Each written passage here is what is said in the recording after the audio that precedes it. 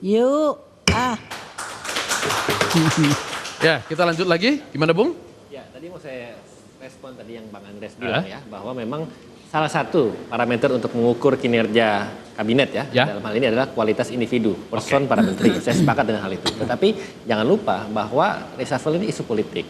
Isu politik itu tidak hanya soal profesionalisme dari para menteri tersebut, tetapi juga hubungan dengan partai politik pengusung. Apabila misalnya partai A itu secara tidak konsisten atau mungkin memiliki hubungan yang sedang kurang kondusif atau mungkin sangat dinamis sehingga presiden sebagai user itu menganggap walaupun menterinya itu berkualitas tetapi hubungan dengan partai bukan tidak mungkin bahwa bisa tergeser itu bisa tergeser. Nah, ini menjadi menarik. Apakah ada partai pendukung yang tidak itu saya sampai sekarang saya mungkin belum bisa menjelaskan secara jelas. Ada. Saya berikan contoh ya. Apa itu? Partai Demokrat, kalau saya melihat hubungan antara Pak SBY dengan Pak Jokowi pada hari-hari ini tidak begitu harmonis. Tapi kan dia tidak ada kursi. Terjadi saling serang. Iya. Terjadi saling serang. Ya di mana Pak SBY mengkritik kebijakan Pak Jokowi dan Pak Jokowi datang ke Hambalang. Dan ini mangkrak katanya gitu. Kalau dengan partai pendukung hal-hal seperti itu ada? Nah, sejauh ini tidak ada. Itu yang dijawab oleh Jerry. Saya cuma pengantar saja. Ya sebagai contoh, mungkin ini kalau kita tarik ke level lokal ya, mungkin ya contoh seperti Pilkada DKI yang nanti akan digelar. Kan itu mungkin ada sedikit tarik ulur itu antara partai pengusung ya PDIP ya, ini saya sebut dengan calon gubernur sekarang yang akan mau maju nih salah satunya. Sementara Nasdem, Golkar sudah lebih dulu mendukung dan tanpa syarat pula. Itu yang kita mau sampaikan. Nah mungkin itu adalah refleksi dari tingkat nasional yang sedang terjadi, hubungan atau dinamika antara partai pengusung dengan menteri yang sedang ada dalam kabinet. Maksudnya kalau salah nyalonkan calon gubernur bisa habis menterinya gitu. Keyakinan Anda bahwa Nasdem tidak akan dikurangi itu. Kalau misalnya dari 3 menteri yang ada di kabinet sekarang ada yang dikritisi, apakah mungkin yang direshuffle adalah menterinya oleh partai sendiri? Jadi secara jumlah tidak dikurangi tapi Nasdemnya yang akan mengganti orang. Mungkin seperti itu? Tidak seperti itu, tidak semudah seperti itu. Ya, yang pertama adalah hak prerogatif presiden untuk tidak mereshuffle. Ya. Jadi bukan hanya hak mereshuffle, hak tidak mereshuffle pun merupakan hak. Jadi ada hak itu, itu hak prerogatifnya juga. Jadi tidak serta-merta kemudian kita telah memberikan seorang menteri ke sana kemudian kita mengatakan tolong diganti, ya tidak semudah. Tidak semudah itu. Jadi itu kita tidak mempersoalkan itu. Tetapi sebagai partai pendukung tentu saja kita mengkritisi sendiri dan kemudian memperkuat apa yang belum kuat. Itu adalah untuk partai sendiri. Tetapi juga kita di dalam konteks koalisi juga memberikan selalu ada komunikasi hal di dalam konteks tersebut. Artinya ada evaluasi juga dari internal partai kepada menteri-menteri yang diwakafkan kepada negara? Pasti ada. Itu adalah terjadi di DPR misalnya. Yaitu kita komunikasikan terus hal apa yang kurang. PDIP itu sering mungkin memberikan masukan kepada Jaksa Agung. Kita ini juga sering memasukkan kepada Pak Lawli di Komisi 3. Demikian terus-menerus terjadi. Nah, kalau misalnya Golkar sebelumnya itu adalah mungkin sedikit masuknya susah ke dalam koalisi, bukan karena partai politik, tapi kan presiden sendiri ini harus melihat karena sebelumnya masih berhadapan.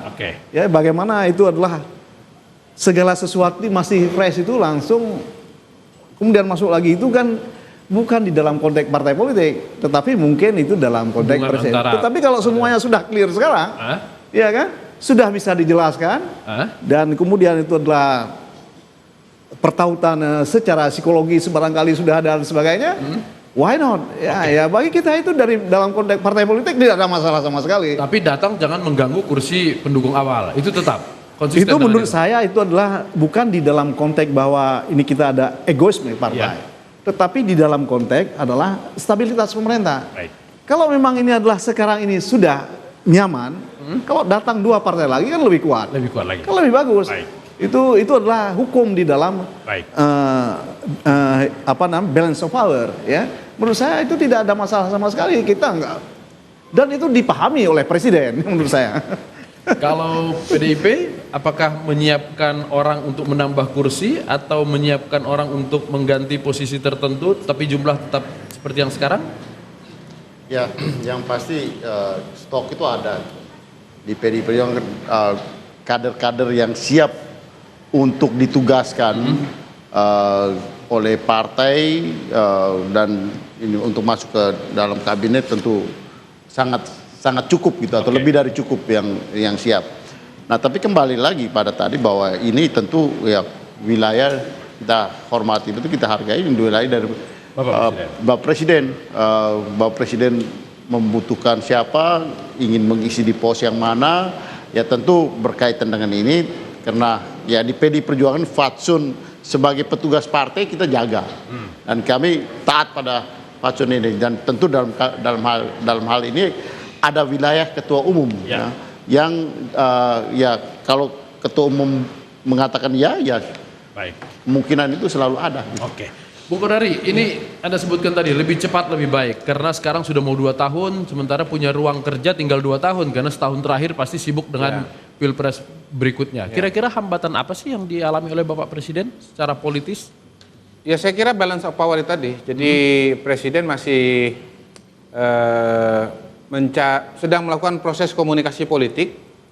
Saya kira sebetulnya Pak Presiden sudah punya formulanya, sudah punya komposisinya. Bahkan sudah punya nama-namanya, ya ada menteri-menteri yang akan diganti. Beberapa hari yang lalu ada menteri-menteri yang dipanggil oleh Presiden. Ya.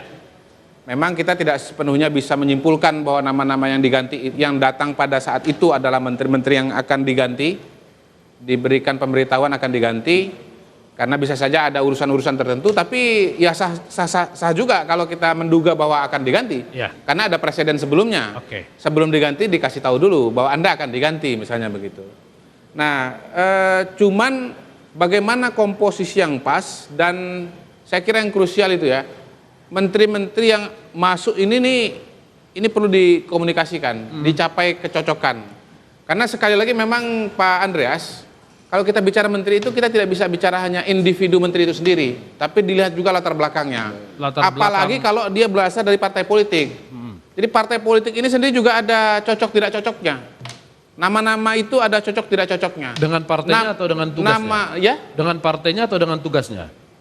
Dengan tugasnya, dengan partainya, dengan ketua umum partainya. Ada menteri yang tidak cocok dengan ketua umum? Bisa saja. Jadi ada nama yang mau dimasukkan, lalu kemudian tidak begitu diterima, tidak happy, terjadi proses tarik menarik. Tadi sudah disebut oleh Pak Andreas, misalnya ada nama Ada nama Ibu Menteri BUMN yang kelihatannya mendapatkan resistensi cukup jelas, cukup sistematis dari PDI Perjuangan. Mungkin ada semacam permintaan bahwa kalau ada reshuffle supaya Ibu Menteri BUMN ini misalnya diganti, barangkali. Begitu? Kalau tidak diganti ada kompensasinya. Termasuk yang dicatat? Ya saya kira proses itu kan baik, bukan cuma PDI Perjuangan saja gitu. Karena menyangkut Ibu, ya maaf, saya harus katakan bahwa menyangkut Ibu Rini kan tadi juga kawan kita Pak Taufik juga menyatakan bahwa ini kan ada suatu proses institusi konstitusional gitu yang menyangkut Menteri Rini Sumarno, di mana DPR sudah memutuskan bahwa beliau tidak boleh datang ke DPR karena ada hal-hal yang berkaitan dengan kinerja pemerintahannya. Nah, oleh karena itu memang ini suatu realita yang ada gitu. Tinggal Bapak Presiden tentu mempunyai hak untuk menilai. Saya kembali sebentar. Menteri dari PKB itu termasuk yang ikut dipanggil kemarin oleh Bapak Presiden. Betul. Jumlah mereka cukup banyak, 4, berselisih 1 dengan PDIP. Apakah kinerja dari PKB itu lumayan, menurut Anda lumayan bagus atau bagaimana? Ada catatan? Paling sering disorot adalah ada 2 menteri yang paling sering disorot. Pertama Menteri Olahraga dan Menteri PDT, Pembangunan Daerah Tertinggal. Desa dan Pembangunan Daerah Tertinggal. Dalam kasus Menteri Pemuda dan Olahraga sering diserang, sering dikritik karena mencabut membekukan PSSI. Tapi sebetulnya kalau kita lihat dari kacamata Presiden, dari pernyataan-pernyataan Presiden, justru itu sesuai dengan keinginan dan aspirasi Presiden. Dalam aspek itu kalau saya melihat, ya justru Menpora akan dipertahankan. Karena kebijakan saya selama ini sesuai dengan Presiden. Bahkan istilahnya pasang badan buat Presiden. Jadi sebenarnya di sini artinya apa? ada menteri yang menjalankan suatu kebijakan, tapi ada yang tidak suka gitu. Ya. Ini kan biasa gitu. Publik tidak suka, tapi Bapak Presiden tentu menurut harus Bapak suka. Presiden ini ada di dalam garis kebijakan yang seharusnya gitu. Baik. Tapi kalau soal selera kan orang bisa suka dan tidak suka Pasti. gitu, dan akan menjadi subjektif. Baik. Dan Presiden tentu akan melihat ini dari segi pertama kepentingan nasional dan kepentingan menjalankan platform pemerintah, tentu dengan mempertimbangkan berbagai macam aspek-aspek termasuk subjektivitas tadi. Gitu. Golkar kabarnya mengincar Menteri Desa. Ya, kalau saya sekali lagi kembali saya ingin katakan bahwa pos-pos atau mungkin portofolio atau posisi tertentu itu tidak secara spesifik ya. Tidak spesifik. Kita Jumlah juga menginginkan. tidak spesifik. Jumlah juga tidak spesifik karena kami hanya komitmen kami adalah mendukung pemerintah, mensupport pemerintah, mengawal kebijakan pemerintah dan konsisten. Dan kita berusaha untuk membangun komunikasi politik yang baik dengan partai-partai lain. Tapi saya ingin garis bawahi tadi yang Bang Andres bilang bahwa tadi dibilang salah satu contoh adalah menteri ya, menteri yang tidak cocok dengan partai politik. Tapi dia cocok dengan presiden. Nah ini yang mesti kita sama-sama pahami bahwa usernya adalah presiden bukan partai politik. Partai politik mungkin hanya bisa memberikan usulan, memberikan. Ukurannya apakah presiden menilai bagus atau tidak ya? Iya, saya pikir kembali lagi berpulang lagi kepada presiden. Jadi mungkin apabila salah satu partai pengusung misalnya tidak cocok dengan menteri yang bukan parpol, yang profesional, ingin didesak supaya diganti, tapi presiden bilang tidak bisa, ya tetap tidak aja. bisa. Partai tidak bisa mendesak. Tidak bisa mendesak itu. Mungkin dari partai lain bisa, tapi kalau Baik. mungkin partai yang tertentu itu tidak bisa. Jawab ya. Cepopong mau bicara serius sekali Oh, ini. dari tadi nggak serius? Ya, apa sok bari heureuy biasa nama. Gini ya. Pada saat presiden kita itu dilantik, Ya. beliau kan lagi mau menyusun kabinet. Ada dua hal yang beliau sampaikan. Can pikun ya Cepopong. Ada dua hal. Yang pertama, akan mengangkat menteri mayoritas dari profesional. Non partai. Non partai. Oke. Oh masih ingat saya. Ya. Yang kedua, kalaupun toh partai pendukung itu kan itu tanpa syarat. Oke. Dua hal itu. Nah sekarang apa yang terjadi? Itulah dunia politik. Iya. Luar biasa.